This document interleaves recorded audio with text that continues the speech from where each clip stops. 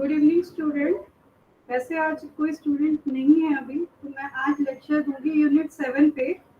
ये मैं इसलिए दे रही हूँ कि अगर कोई लेक्चर इसका सुनना चाहे यूनिट 7 का, तो इन फ्यूचर ये उसको सुन पाए। आज मैं करवाने वाली हूँ ड्रग एंड कॉस्मेटिक एक्ट के बारे में। इसमें कुछ ऑब्जेक्टिव्स रहेंगे, जैसे कि background of drug and cosmetic act, कि ड्रग की कॉस्मेटिक एक्ट की कहा क्या बैकग्राउंड है, क्या इंपॉर्टेंट टर्म्स हैं, कॉस्मेटिक किसे कहते हैं, ड्रग मैन्युफैक्चर क्या है, ड्रग टेक्निकल एडवाइजरी बोर्ड किसे कहते हैं DTAB, drug consultative committee DCC किसे कहते हैं, मिस ब्रांडेड ड्रग क्या होती है, अडल्टरेटेड ड्रग क्या है, सुपीरियर ड्रग किसे कहेंगे, इंस्पेक्टर किसे कहेंगे। आज हम ये वाइड पढ़ेंगे यूनिट 7 के बारे में, drug and cosmetic acts and rule. अब आ जाते हैं इसके इंट्रोडक्शन पे। इसमें इंट्रोडक्शन में ये होता है कि जो हमारी हिस्ट्री है फार्मास्यूटिकल लेजिस्लेशन इन इंडिया में, उसमें क्या है, हमारा ड्रग एंड कॉस्मेटिक एक्ट 1940 में आया था। इसकी डेवलपमेंट टाइम टू टाइम होती रहती है। In this unit we will discuss few aspects of the Drug and Cosmetic Act 1940, the rules 1945 under the act were relevant to the storage, labeling, sale of drug, pharmaceuticals. Some of important definition are to be there in the unit 7. इसके कुछ objectives हो जाते हैं under की, background क्या है drug cosmetic act की, DTAB क्या होता है, DCC क्या होता है, एक्चुअली में बैकग्राउंड क्या होती है ड्रग एंड कॉस्मेटिक एक्ट की। ये है 1940 से स्टार्ट हुआ था, जब कॉस्मेटिक हमारा मार्केट में आया था। उसे 1962 में इसको थोड़ा सा पहचान मिलने लगी। It was so made with the objective of regulating the manufacture of cosmetic, the application of various organic synthetic material in the cosmetic formulation made it necessary to ensure that nothing is used in cosmetic. इसमें क्या है, synthetic materials बहुत तरीके की use हुए थे। The rules under Drug and Cosmetic Act were first made in 1945, was later amended and modified number of times. Rules कुछ बनाए गए थे, कुछ इंपॉर्टेंट टर्म्स हैं, जैसे कि ड्रग एंड कॉस्मेटिक एक्ट से आपको पता लग गया होगा कि इसमें एक तो ड्रग आएगा, ड्रग के बारे में बताया जाएगा। वो रूल रेगुलेशन तो ड्रग के ऊपर लागू होता है, कॉस्मेटिक एक्ट के ऊपर लागू होता है। उसके कुछ वेरियस टर्म्स है। कॉस्मेटिक का मतलब होता है, so the term cosmetic is defined in section 3 of Drug and Cosmetic Act. Cosmetic means any article, एक वो आर्टिकल जो कि स्किन पे रब करके लगाया जाए, पोर किया जा सके, स्प्रिंकल किया जा सके, स्प्रे ऑन हो। ये कुछ टर्म्स कॉस्मेटिक के अंदर आ जाते हैं, जैसे इंट्रोड्यूस करवाया जाता है applied to the human body. Therefore उसका मेन मोटिव क्या होता है, to cleansify, beautify, promoting attractiveness, cleanse करना, ब्यूटिफाई करना, प्रमोट करना अट्रैक्टिवनेस को, ताकि कोई भी जो ह्यूमन बीइंग है वो कॉस्मेटिक पे अगर काम कर लगाता है तो उसकी जो स्किन है वो क्लींस हो सके, उसकी स्किन ब्यूटीफाई हो सके, अट्रैक्टिव दिख सके, और जो भी उसके जो बॉडी फेस पे या बॉडी पे कहीं पे भी कुछ ब्यूटी की ज़रूरत है, ऑल्ट्रेशन की ज़रूरत है, तो वो कॉस्मेटिक के ज़रिए बॉडी में आ सके। Altering the appearance and include any article intended for use as component of cosmetic. ये यूनिट 7 में आपके आ जाएगा।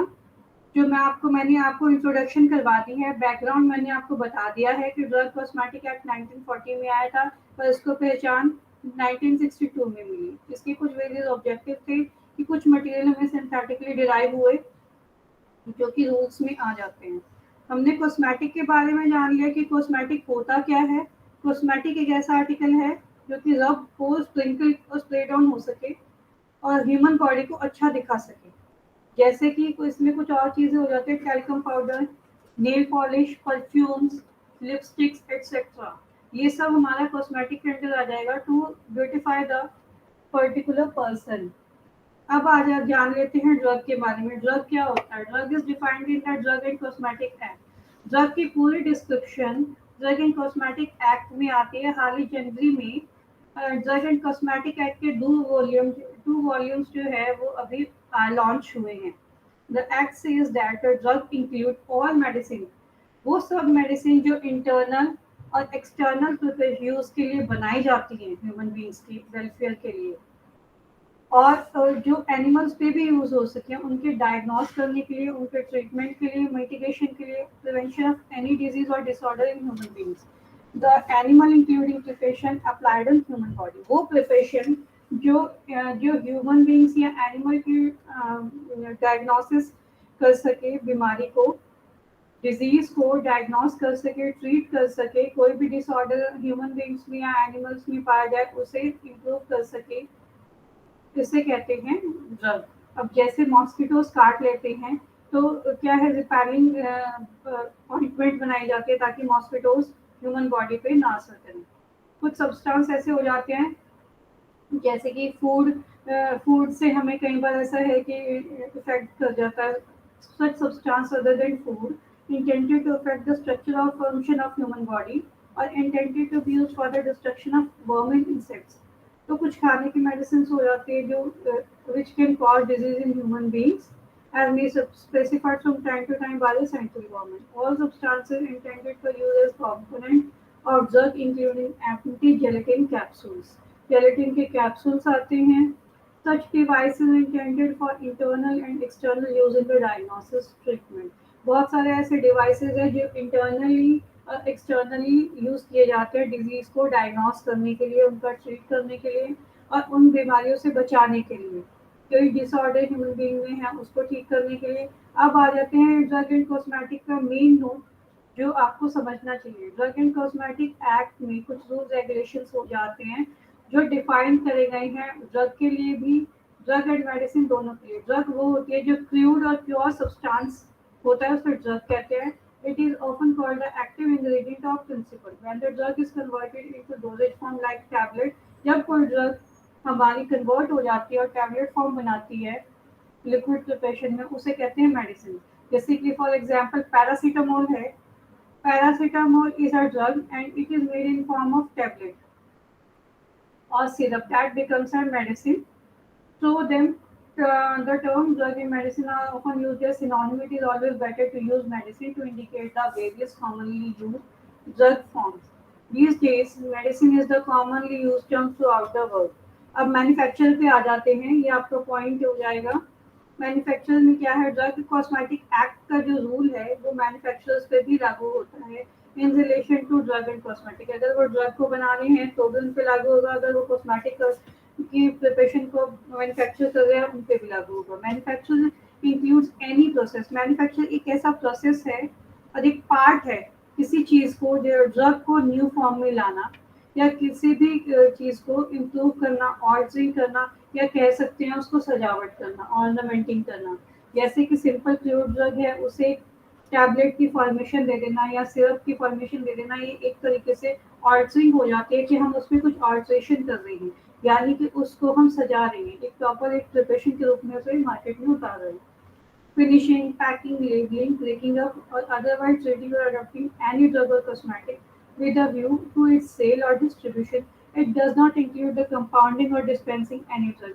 इसमें क्या है, ये हम लोग जो चेंज करते हैं इसमें ले, हम उसे प्रॉपरली बनाते हैं, फिर उसे सजाते हैं, फिर उसे पैकिंग करके लेबल करके हम उसे इसलिए ताकि हमारी जो ड्रग कॉस्मेटिक एक्ट है उसके अकॉर्डिंग हम उसे सेल्स के लिए ला सकें, डिस्ट्रीब्यूट कर सकें और उसे मेन पब्लिक के अंडर उसको मार्केट में ला सकें।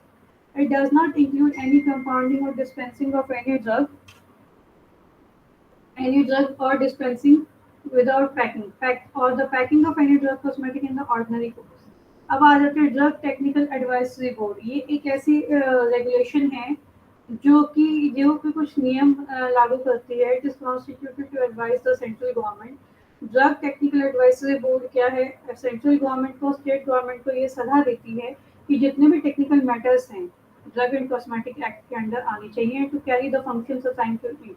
जो भी वो DTAB रूल्स रेगुलेशंस बना रही है उसे बोथ सेंट्रल गवर्नमेंट और स्टेट गवर्नमेंट दोनों मानेंगे और उनके टेक्निकल मैटर्स पे काम करेंगे। उसमें कुछ इलेक्टेड मेंबर्स होते हैं, नॉमिनेट किए जाते हैं। Director general of health service, drug controller general of India. मैंने लास्ट पिछले लेक्चर में भी बताया था कि इन फार्मास्यूटिकल कंपनीज के ऊपर भी कुछ हाईली अथॉरिटीज बैठी होती हैं जो कि इनके ऊपर स्ट्रिक्टनेस रखती है, जिनमें कि ड्रग कंट्रोलर ऑफिसर हो जाते हैं या DCI डिपार्टमेंट हो जाते हैं, सेंट्रल ड्रग लेबोरेटरीज होती हैं।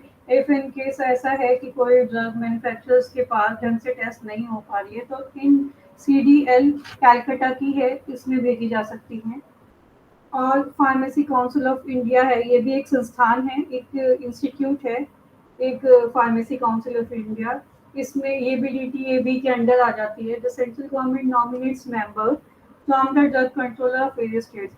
सेंट्रल गवर्नमेंट की तरफ से कुछ मेंबर नॉमिनेट किए जाते हैं, फिर अलग अलग स्टेट्स में DCO भेजे जाते हैं, यानी कि ड्रग कंट्रोलर ऑफिसर, जो कि गवर्नमेंट एनालिस्ट होते हैं। ड्रग कॉस्मेटिक एक्ट के अकॉर्डिंग वो फार्मास्यूटिकल इंडस्ट्रीज में टाइम टू टाइम ऑडिट्स लेते हैं, और जो भी rules regulation drug and cosmetic act के अकॉर्डिंग होने चाहिए वो फुलफिल करवाते हैं। अब आ जाते हैं ड्रग कंसल्टेटिव कमेटी में, जो आप जिसको आप शॉर्ट टर्म में कह सकते हो DCC। ये क्या है, एक कॉन्स्टिट्यूट है बाय द सेंट्रल गवर्नमेंट। इसे भी ये भी एक संस्थान है जो कि central government as per section 7 act के according. DCC is advisory committee, एक एडवाइस सलाह मशवरे वाले संस्थान है। उनकी अपनी कुछ रिस्पॉन्सिबिलिटीज होती हैं। ये क्या करती हैं, सेंट्रल गवर्नमेंट को एडवाइस करती हैं कि स्टेट गवर्नमेंट और ड्रग टेक्निकल एडवाइजरी बोर्ड इन मैटर्स पे काम करेगा कि जो भी ड्रग है वो यूनिफॉर्म एडमिनिस्ट्रेशन होना चाहिए थ्रू आउट द इंडिया। ऐसा नहीं कि एक ही जगह पे जा रही हैं, दूसरी जगह पे नहीं पहुंच रही हैं। प्रॉपर एक यूनिफॉर्मली पूरे all over the India distribute होनी चाहिए, इन पे काम होना चाहिए। The drug consultative committee shall consist of two representative of the central government to be nominated by that government and one representative of each state government to be nominated by the state government concerned.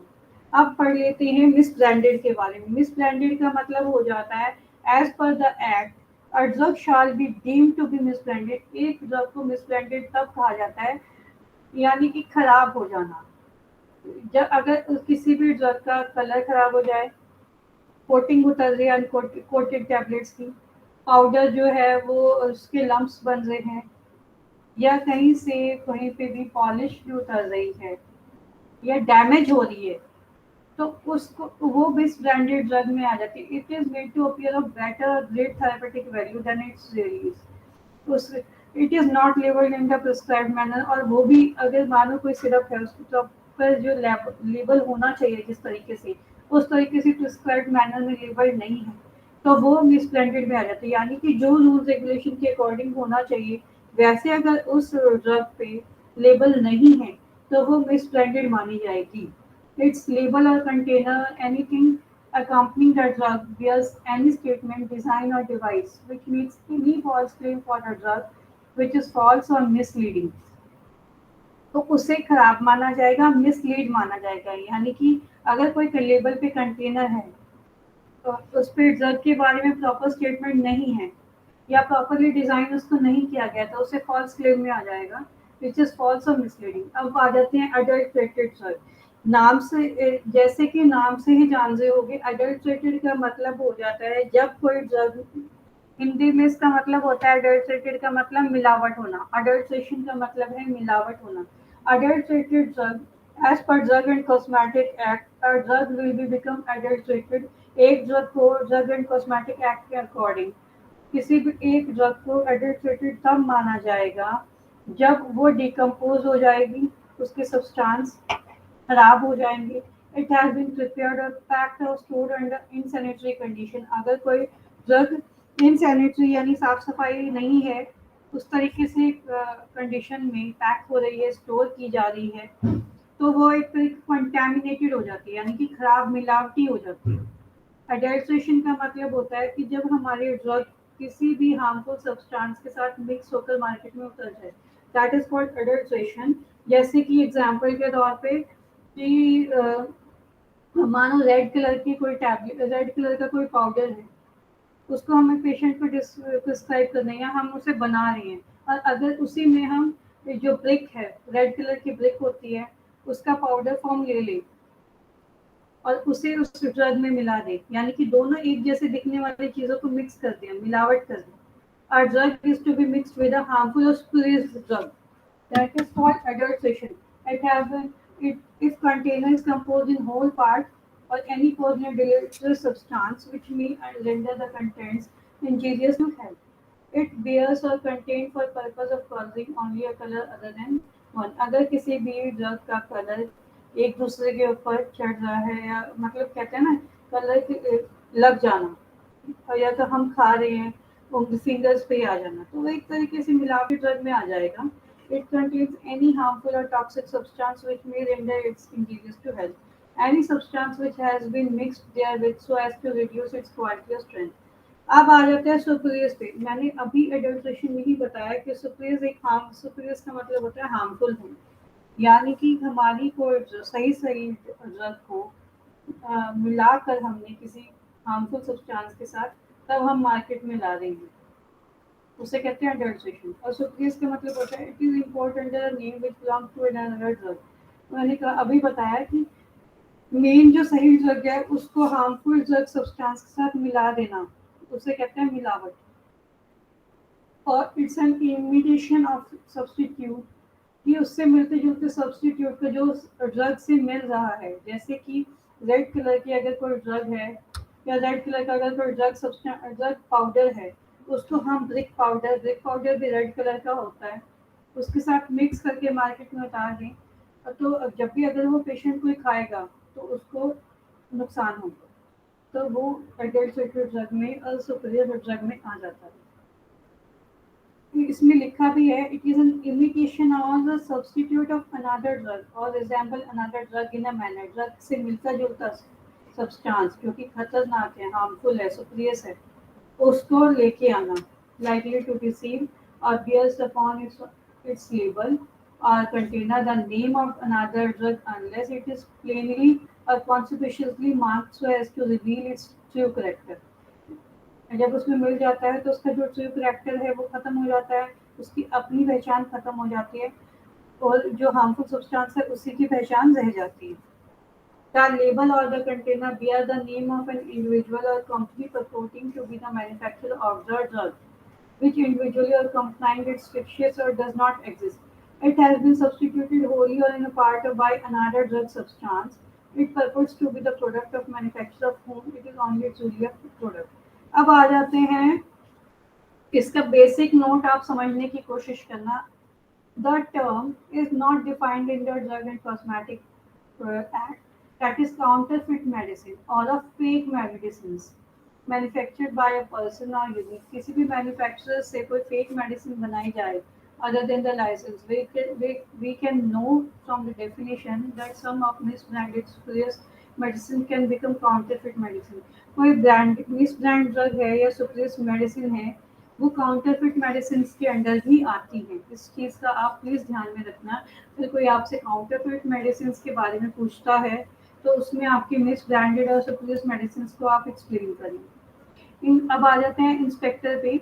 The inspector under the drug, inspector का क्या role होता है? Inspector drug inspector हो जाते हैं। Inspector under the drug and cosmetic act are known as drug inspector. The drug inspector is a public servant. Drug inspector क्या है? एक पब्लिक सर्वेंट है, गवर्नमेंट सर्वेंट है, within the meaning of Indian penal code के तहत वो नियुक्त किए जाते हैं। Drug inspection can inspect, search, verify और examine.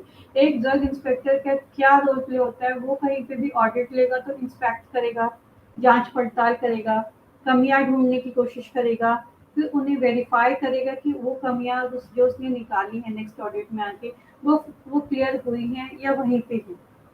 Premises where the drug and cosmetic is being manufactured or tested quality can take samples for further test and action। वो ये सब चेक करेगा कि मैन्युफैक्चरिंग यूनिट्स के पास प्रेमिसेस है, drug and cosmetic rule के according वो बना रहे हैं, मैन्युफैक्चर कर रहे हैं, टेस्ट कर रहे हैं क्वालिटी को किसी भी मेडिसिन की, सैंपल्स अपने पास रख रहे हैं, टेस्ट कर रहे हैं, एक्शंस ले रहे हैं। दूसरा उसका रोल प्ले होगा कि वेयर अ ड्रग और cosmetic is sold, stock, executed, offered for sale और distribution. Person or vehicle who is reasonably believed to have committed an offence under the Drug and Cosmetic Act।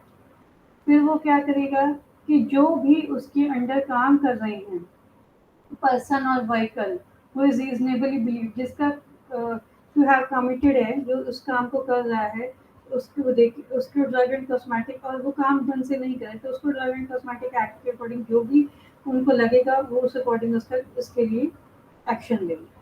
दूसरा वो क्या देखेंगे कि जो भी फार्मास्यूटिकल यूनिट्स हैं या फार्मास्यूटिकल प्लांट्स हैं या फार्मास्यूटिकल इंडस्ट्रीज हैं, वो प्रॉपरली रिकॉर्ड्स, रजिस्टर्स, डॉक्यूमेंट्स और एनी अदर मटेरियल ऑब्जेक्ट जो हैं वो बना रहे हैं, मेंटेन कर रहे हैं, यानी कि काम जो एक्शन में वो ले रहे हैं उसका रिकॉर्ड उनका के पास प्रूफ है या नहीं है, ये ड्रग इंस्पेक्टर के रोल प्ले हो जाएंगे।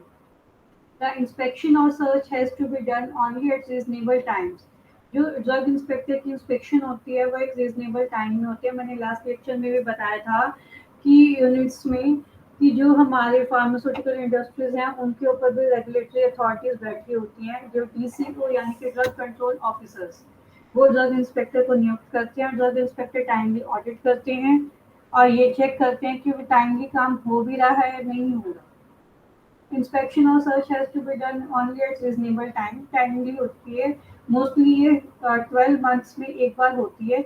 और इफ इन केस कोई फार्मास्यूटिकल यूनिट उनके according drug and cosmetic act के अकॉर्डिंग काम नहीं कर रहा है तो वो ऑडिट 12 मंथ्स की बजाय 6 मंथ में भी हो सकती है, वो 3 मंथ में भी हो सकती है, वो 2 मंथ में भी हो सकती है। अगर फिर भी वो फार्मास्यूटिकल यूनिट काम प्रॉपरली नहीं कर रही है तो उसका लाइसेंस रद्द हो जाए।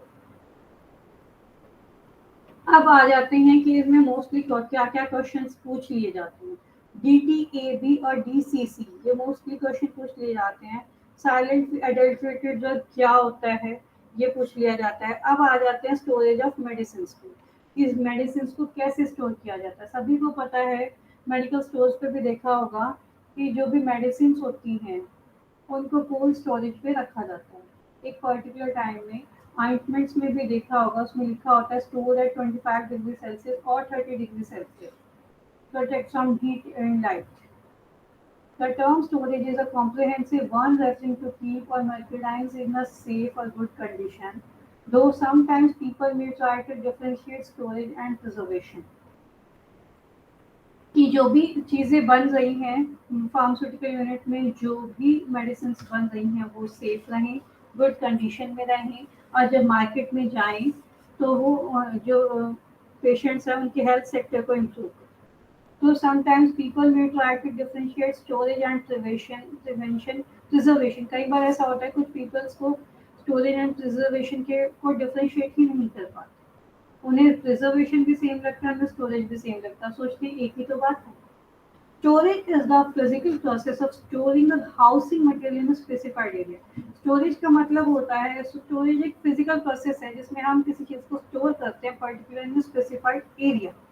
इन the house we have to store a wide variety of item. हमारे घर में ही न जाने कितनी आइटम्स होती हैं जिन्हें हम लॉकर में रखते हैं, कुछ को हम शेल्फ्स में रखते हैं, कुछ को कबर्ड में रखते हैं, यानी कि उनकी इंपॉर्टेंस के अकॉर्डिंग हम उन्हें स्टोर करते हैं। ठीक है, कुछ जो टेबल्स होते हैं ना रेफ्रिजरेटर में रखते हैं, तो हम अपने ये तो हमारे घर से ही हम स्टोरेज का मतलब समझ आ जाएगा कि स्टोरेज का मतलब क्या होता है। सम इन कपबोर्ड्स, और कुछ चीज़ें ऐसी होती हैं जो हमारे प्रेमिसेस में ओपनली पड़ी होती हैं, रखी होती हैं, जैसे कि ये हो गए फर्नीचर्स हो गए हमारे, इन्हें तो हम किसी लॉक में नहीं रखते हैं, इन्हें तो हम प्रॉपरली स्टोर करके नहीं रखते हैं, इन्हें तो हम ये हमारे घर के प्रेमिसेस में ही रखे होते हैं, यानी कि जो हमारा लिविंग एरिया है उसमें फर्नीचर अलग रखा हुआ, उसे हम कहाँ लॉकर में रखेंगे। तो हर एक चीज़ की इम्पोर्टेंस के अकॉर्डिंग हम उसे स्टोर करके रखते हैं। Only if we are aware of the properties, characteristics of the material, we can handle and store them properly. यानी कि हम ही इतना अवेयर हैं कि हम चीज़ों की प्रॉपर्टी को समझकर उसको स्टोर करने की क्षमता रखते हैं। Preservation refers keeping goods from damage. Preserve का मतलब होता है कि हमारी चीज़ की टूट फूट ना हो। मैकेनिकल डिवाइसेस हो जाते हैं, ठीक है। मेडिसिन आर आइटम्स, ये मेडिसिन आइटम है जो कि बहुत केयर से रखे जाते हैं, साइंटिफिक हैं, तो एक साइंटिफिक प्रोफेशन है, सिस्टमिक स्टोरेज है। Heat, light, motion and air can cause serious damage to the properties of drug. Shelf life of drug is very much influenced by its storage condition. The expiry date specified is based on the assumption that the drug will be stored under the required condition. In most cases, the storage condition of drug will also be shown on the label. Shelf life जो हमारी होती है वो बहुत ज़रूरी हो जाती है स्टोर करने के लिए किसी भी ड्रग को। एक्सपायर डेट उस पर मेंशन होती है, आपने देखा भी होगा कोई भी ड्रग है उसमें मैन्युफैक्चरिंग एक्सपायरी वाली मेंशन होती है, यानी कि वो उसकी शेल्फ लाइफ है कि वो इस डे में बनी है और इस डे में एक्सपायर हो जाएगी। यानी कि हमें वो तब तक उसे उसकी रिक्वायर्ड कंडीशंस में ही रखना होगा। तो कई मेडिसिन पे लिखा होता है store keep in a cool and dry place, store away from light. इस तरीके की प्रिस्क्रिप्शन के अकॉर्डिंग हमें उन्हें रखना होगा। गुड स्टोरेज प्रैक्टिसेस का मतलब गुड स्टोरेज प्रैक्टिसेस के थ्रू हम क्वालिटी को इम्प्रूव करते हैं, एफिशिएंसी को इम्प्रूव करते हैं, इकोनॉमी ऑफ एस्टेब्लिशमेंट को इम्प्रूव करते हैं। It is also help to enable the smooth and complete free working of the store. इससे क्या है कि हम अपने स्टोर को भी साफ सुथरा रखते हैं ताकि उसमें कोई कंप्लेंट ना हो। अगर वही गंदा होगा तो स्टोरेज का कोई वैल्यू नहीं। ठीक है, अब आ जाते हैं ड्रग एंड कॉस्मेटिक एक्ट में हमारी क्या स्टोरेज कंडीशंस दी गई हैं। इसमें स्टोरेज कंडीशन दी गई हैं कि अगर कोई पोलियो वैक्सीन है उसको 20 डिग्री सेल्सियस पे रखेंगे। इसकी शेल्फ लाइफ 24 महीनों की होती है और यही कोई सेम आइटम हमारी है 6 मंथ तक रखने की, तो 6 मंथ तक शेल्फ लाइफ होती है। यही कोई हमारी कॉस्मेटिक होता है कई बार वो 36 मंथ तक भी उनकी शेल्फ लाइफ होती है। मीजल्स वैक्सीन है 2 से 8 डिग्री सेल्सियस पर रखी जाती हैं ताकि उनके पोटेंसी उनके बने रही कि उनके डिग्रेड ना हो। और कुछ ऐसी होती हैं कि जो 40 डिग्री सेल्सियस के टेम्परेचर पे एक्सपोज करनी होती हैं, तो वो उनको हम ऐसे करते हैं। अब आ जाते हैं स्टोरेज कंडीशन में। Only very few medicine can be properly store at room temperature. बहुत कम ऐसी मेडिसिन है जिनको लिखा होता है कि रूम टेम्परेचर पे आप रख सकते हो। The rate of degradation become faster with rising temperature. जैसे जैसे टेम्परेचर राइज होगा केमिकल डिग्रेडेशन उतना ही स्पीडली होगी। Degradation will minimise when the drug is in very dry state. If such drug are stored at cold temperature, अगर कोई drug proper उसके जितना कहा गया है उतने टेम्परेचर पे रखी जाएगी तो उसको उसके खराब होने के चांसेस बहुत कम रहते हैं। पहली किसी कहीं पे भी देख लेना, कोई भी मेडिसिन होंगी उन पे लिखा होगा store at a cool dry place. ठीक है जी। इंडियन फार्माकोपिया के अकॉर्डिंग भी हाँ, फार्माकोपिया भी हमारा ये कहता है कि जो भी हमारे ड्रग आइटम्स हैं should be stored in a cool place without specifying the temperature range for such a cool place. It was in 1975 IP supplement that the cool place was specified with the temperature range for the first time. Now the current edition of the Pharmacopoeia specifies the various stages storage condition, the rules under Drug and Cosmetic Act. उसमें साफ लिखा होता है कि cold place, cool place, store at room temperature, store under non-specific condition freezer। हर एक preparation जिसमें वो जैसे रिक्वायरमेंट होगी उस अकॉर्डिंग उसकी स्टोरेज प्रिपरेशन लिखी हो। मोस्टली ऑइंटमेंट में देखा होगा तो उसमें लिखा था store at 30 degree Celsius, 25 degree Celsius, कुछ में लिखा हुआ store at cool place.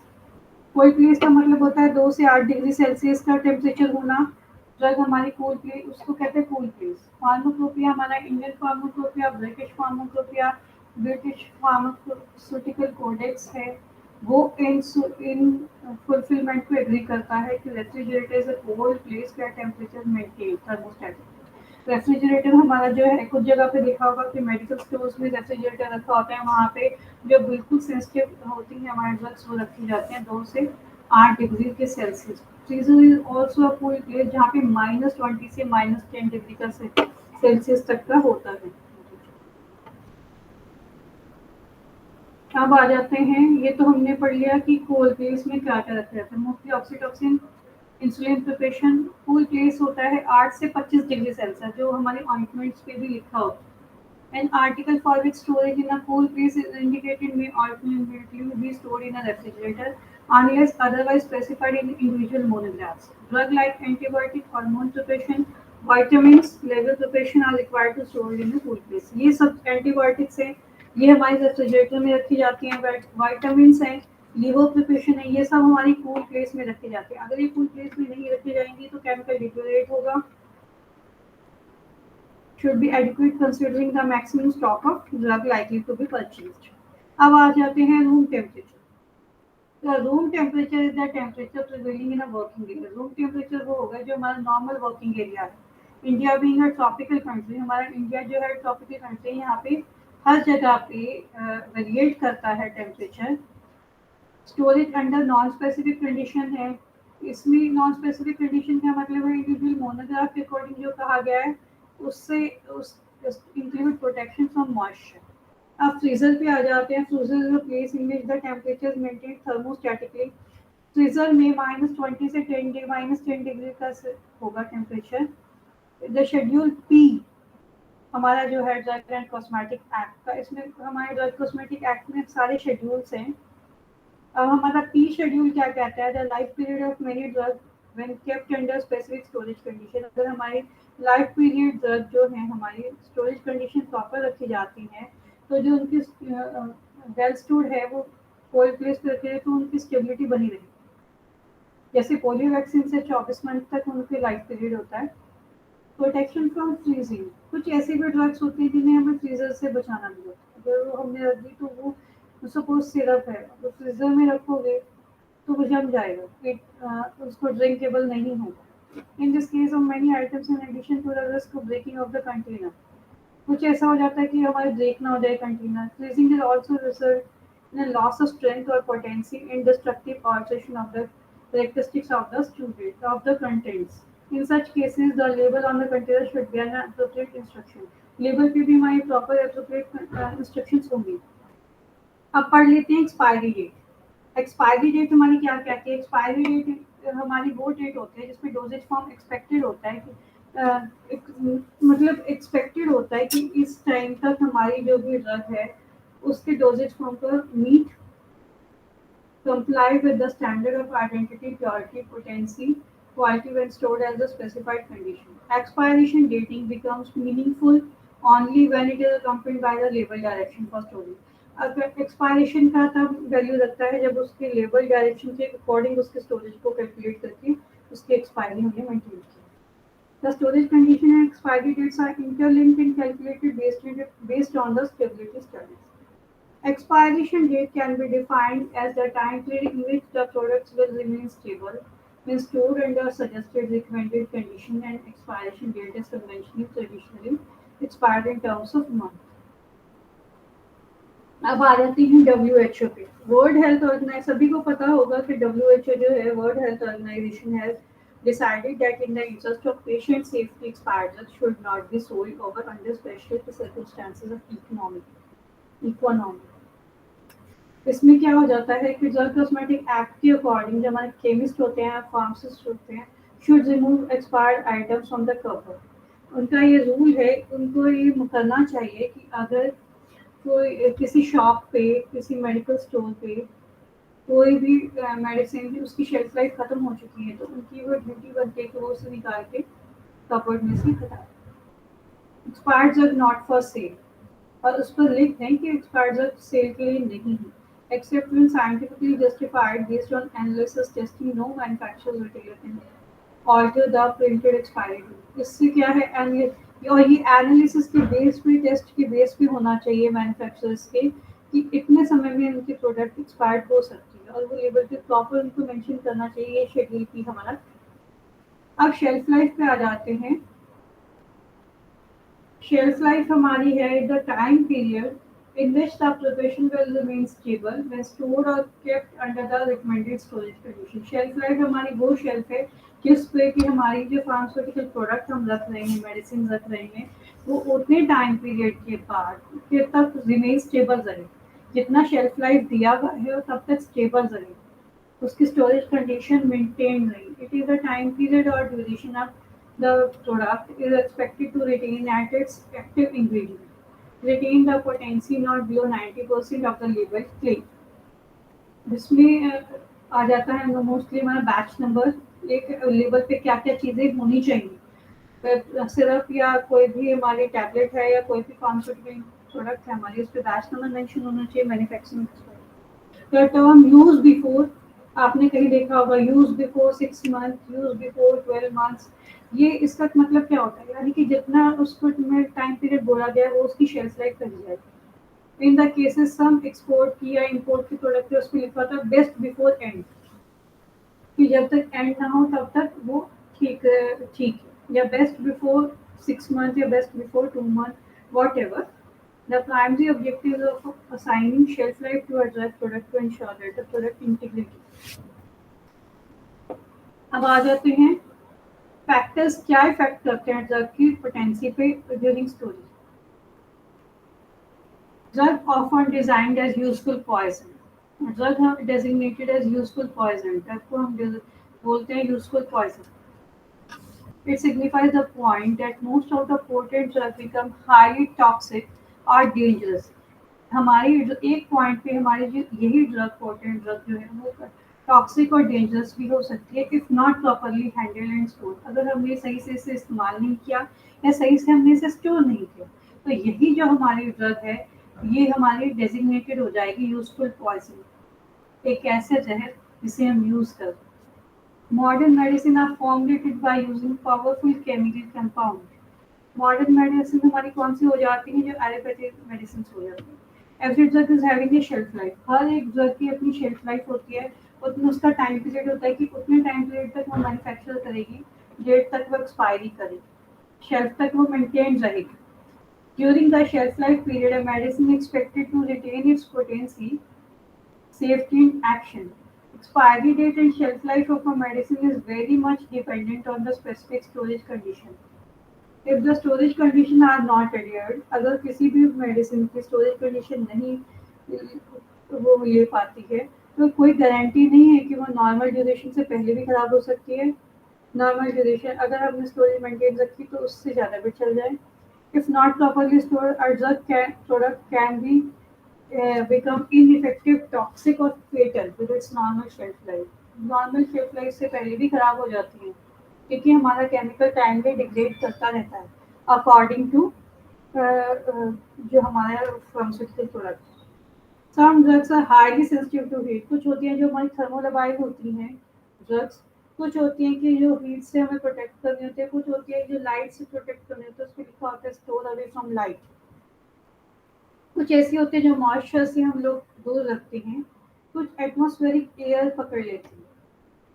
Some other are moderately sensitive to these factors, कुछ मोस्टली ड्रग्स ऐसी होते हैं जो हमारी इन फैक्टर्स से सेंसिटिव होती हैं, तो उनको हमें उनकी हायर इंटेंसिटी के अकॉर्डिंग हमें रखना होगा। अगर कोई हीट से हमारी खराब हो सकती है तो हमें उसको हीट से दूर रखना होगा, क्योंकि अगर हम ऐसा नहीं करेंगे तो वो अपनी पोटेंसी खुद ही खो देगी ड्यूरिंग द शेल्फ लाइफ।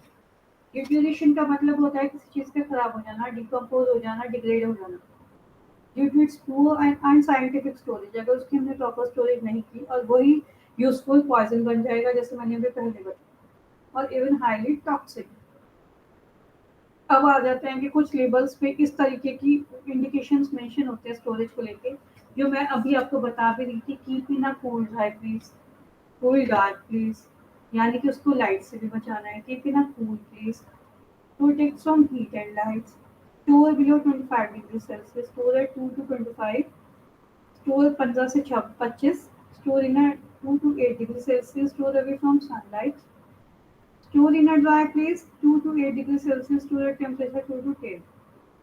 इस तरीके से कुछ टेम्परेचर के गाइडलाइंस नोट डाउन होती है। Studies have shown in 60 to 70% of the ethical formulation in India market bear label direction. ज़्यादातर हमारी जो भी 60 से 70% लगा लो या 75% भी जो भी हमारे फार्मास्यूटिकल प्रोडक्ट है उसको मोस्टली ये लिखा है keep in a cool place, to be stored in a cool place. We had seen in the order to provide a cool place, यानी कि हमें उन्हें कूल प्लेस देना चाहिए। Air conditioning of the premises is essential, जो भी जहाँ बन रही है वहाँ भी एसी एचयूज होने चाहिए। जहाँ पे रखी जा रही है जिन मेडिकल स्टोर्स पे वहाँ भी वो एसी प्रोवाइड। तो providing cold place refrigerator walking cooler are needed. Closed freezer refrigerators are best suitable for storage. Refrigerators होने चाहिए, कोल्ड प्लेस होना चाहिए, मतलब उन्हें डिग्रेड ना होने से भी बचाने के लिए जो भी उन्हें रिक्वायर्ड होना चाहिए फार्मास्यूटिकली वो सब हमें देना चाहिए। अब आ जाते हैं सेल्स ऑफ मेडिसिन। ये तो हो गई बनने की बात, उनकी स्टोरेज। अब है कि जब वो मार्केट में उतर जाएंगी हैं, मार्केट में आ गई हैं, तो उनकी सेल कैसे होती है। बेटर मार्केटिंग प्रोसेस हमारा क्या होता है। It can be defined as the process of handling और transfer of articles from the manufacturer to their agents. ये एक ऐसा पॉइंट है जहाँ से जब बनने के बाद एजेंट्स और रिप्रेजेंटेटिव तक पहुँच जाता है और वो पेशेंट तक पहुँचाता है। अब उसके लिए कई जगह दो तरीके की सेल होती है, एक तो होलसेल होती है, एक रिटेल सेल होती है। Patient get their medicine mainly from the retailers. ज़्यादातर patients medical store retailers से लेते हैं। Wholesale involves sale of medicine in bulk. Wholesale करते हैं ज़्यादातर raw materials का काम, raw materials को sale करने का काम करते हैं। To the stockist, to the bulk, ज़्यादातर हमारे होते हैं pharmaceutical plant के लिए raw material भेजे जाते हैं wholesale में। सेल किए जाते हैं। The sale of medicine is professional and technical job, ये भी एक टेक्निकल जॉब होती है जहाँ पे कुछ सेल्स के लिए रखे जाते हैं बंदे, जो कि ड्रग एंड कॉस्मेटिक एक्ट के ऊपर जो भी हमारी फार्मास्यूटिकल प्रोडक्ट बन रही है उसको पूरा कैसे उसको सेल करवानी है, ये उनके अंडर आती है। In this certain drugs like narcotic items जो है, नशे वाले पदार्थ है, सेपरेट और special licence is required for their sales. The license is always given by the drug control department, specifying certain conditions which have to be complied with the license. Applicant has to make an application in the prescribed forms along with the required fee, other details to the licensing authority for getting the license. Labeling and packing of medicine. Label is a piece of paper or other material used for indicating the details regarding the product and certain precautions हमें maintain रखनी होंगी to apply करते हैं। अब उस detail में क्या होना चाहिए लेवल ऑफ मेडिसिन में? सबसे पहले मेडिसिन का नाम होना चाहिए कि उसका प्रॉपर नेम क्या है, स्टेटमेंट क्या है, कितना मटेरियल उसमें पड़ा है, ये सब आ जाएगा अकॉर्डिंग टू फार्माकोपी। फिर आ जाते हैं name and address of manufacturers, manufacturing licence number, date of manufacture, कब बनी है, पूरा लाइसेंस नंबर, कहाँ का कौन सी फार्मास्यूटिकल प्रोडक्ट का लाइसेंस नंबर है, जहाँ की बन रही है वहाँ का लाइसेंस नंबर प्रॉपर होना चाहिए, date of manufacture and the batch number, date of expiry, proper हर चीज़। Date of expiry schedule P में आ जाती है, date of manufacture batch number में आ जाती है, अदर डिटेल्स आ जाती हैं। The drug is not included in the schedule G of the rules. The label should bear a caution. It is dangerous to take this preparation except under medical supervision. कुछ ऐसी भी drugs होती है जो बिना मेडिकल सुपरविजन के हम नहीं ले सकते। कई बार ऐसा होता है कि कुछ लोग इतने ओवर कॉन्फिडेंट होते हैं वो बिना किसी मेडिकल सुपरविजन के फार्मास्यूटिकल प्रोडक्ट के इनटेक कर लेते हैं, जो कि हार्मफुल भी है और उनके लिए टॉक्सिक भी है। तो ऐसे केस में उन लेबल्स पे लिखा जाता है, शेड्यूल एच के अंडर आता है वो, कि इसमें क्या लिखा जाता है, आर एक्स सिंबल पर शुरू में दिया जाता है लेफ्ट कॉर्नर पे। उसके बाद शेड्यूल एच की वार्निंग दी जाती है, warn to be sold in retail of the prescription of registered medical practitioner only. ये उन्हीं बेवकूफ लोगों के लिए दिया जाता है फार्मास्यूटिकल फार्मेसी की तरफ से, कि जो भी ऐसे पेशेंट्स जो ओवर कॉन्फिडेंट हैं और जो ओवर कॉन्फिडेंस में विदाउट एनी प्रिस्क्रिप्शन दवाई ले लेते हैं, तो ये उन बेवकूफ़ों के लिए शेड्यूल एच बनाया गया है और उन्हें ही दिया जाता है। कुछ आ जाते हैं नारकोटिक्स के अंडर ड्रग्स आ जाते हैं, वो होती है NRX, उनमें भी RX की जगह लिखा जाता है वहाँ NRX ऑन द लेफ्ट और रेड कलर का लेबल होता है। If the drug is in schedule x में आती है तो XRX लिखा जाएगा।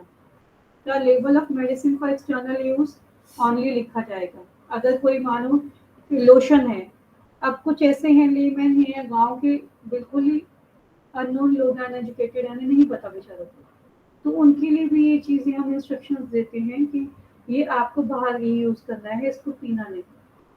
हो सकता है कोई लोशन उन्हें ना समझ आए, उतनी ही इनटेक कर लें तो और वो नुकसान दे दे, उससे बेटर है कि हम लेबल्स पे प्रॉपरली मेडिसिन की प्रिस्क्रिप्शन ये डिटेल्स दें। फिर और कुछ ऐसे होते हैं कि फिजिशियन सैंपल होते हैं तो उस पर लिखा जाता है physician sample not to be sold. Storage condition like keep in a cool place. Modern trends में आजकल लेबल्स पे क्या आने लगा है, टेक्निक और technology during the last few decades and this method was replaced with the sticker label. इसमें क्या हो जाता है, लेबल कंटेनर की डिटेल्स के बारे में पूछ लिया जाता है। इसकी समराइज में है कि drug and cosmetic act when it was recommended it was passed for implementation the various component the technical advisory board the consultative committee were highlighting under this act. Drug inspector का बहुत crucial role है pharmaceutical industry में। Drug inspector बहुत अच्छा role play करते हैं miss brand adulterated storage drug को पकड़ने। They are responsible for execution of law as per schedule given in the Drug and Cosmetic Act. We have also studied the various storage conditions and their shelf life. इसमें mostly terminally questions पूछ लिए जाते हैं। Define the term cosmetic. What is drug as per drug? Cosmetic that is misbranded drug किसे करेंगे? कुछ चीज क्या होता है? It is between 8 degrees Celsius to 25 degrees Celsius. What is the expiry date of drug? ये सब उसमें आ जाता है। अब इसमें कुछ स्टोरेज में इंडियन फार्मास्यूटिकल मैन्युफैक्चर ज़्यादातर ये वाली नोटिफिकेशंस दे देते हैं, keep in a cool place, keep in a cool dark place, keep in a place, protects from heat and light, store below 25 degrees Celsius, 2 to 25 degrees Celsius, store between 15 to 25 degrees Celsius. Store in a dark place, store away from light, store away from light,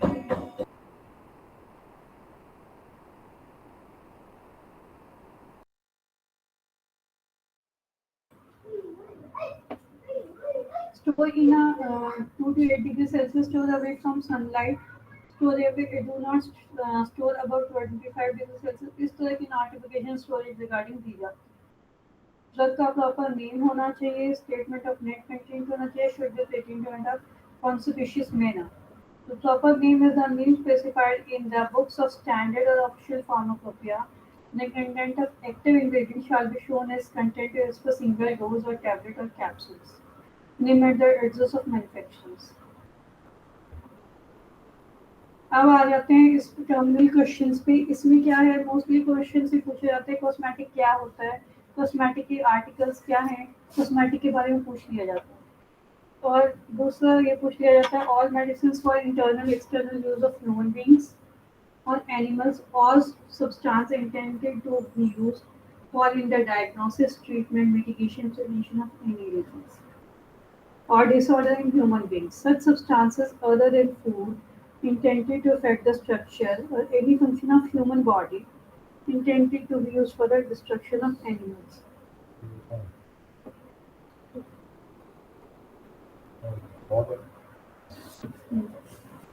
All substances. ये सब आपकी unit 7. आज मैंने जो lecture दिया है unit 7 पे दिया है, ये मैंने मेरे लेक्चर देने का मोटिव ये है, अगर कोई स्टूडेंट अगर कोई ये लेक्चर सुनना चाहे, समझना चाहे, तो ये यूनिट 7 के टॉपिक पे लेक्चर दिया है मैंने, ताकि इन फ्यूचर अगर किसी स्टूडेंट को कोई प्रॉब्लम है तो वो इस लेक्चर को सुनकर अपनी प्रॉब्लम, अपनी क्वेरीज को दूर कर सकता है. ये लेक्चर आपका इस टॉपिक पे है, drug and cosmetic act and rules. ये यूनिट 7 मैंने क्लियर कर दी है. डियर स्टूडेंट्स, आपकी क्लासेस स्टार्ट हो चुकी हैं. मैं रेगुलर आपकी क्लास ले रही हूँ. मैं आपकी टीचर हूँ श्रुति. कोई इंटरेस्टेड स्टूडेंट्स, और ये लेक्चर्स अटेंड करना आपके लिए इम्पोर्टेंट है. मैं आपकी day by day unit clear करवा रही हूँ. ये आपकी आज यूनिट 7 क्लियर हो गई है. आज की क्लास में यहीं पे ऑफ करती हूँ. Thank you.